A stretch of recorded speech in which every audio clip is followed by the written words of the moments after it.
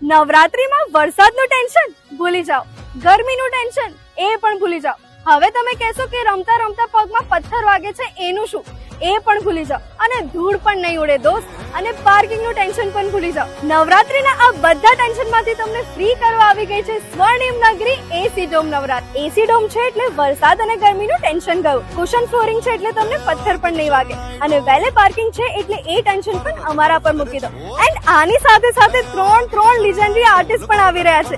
Garba queen Kinjal Dave આવી રહ્યા છે ફોર ફ્રી નવરાત્રી. તમારા બધાના ફેવરેટ જીગરદાન ગઢવી કે જે તમને 9 દિવસ ફૂલ લોન ધમાલ કરાવશે.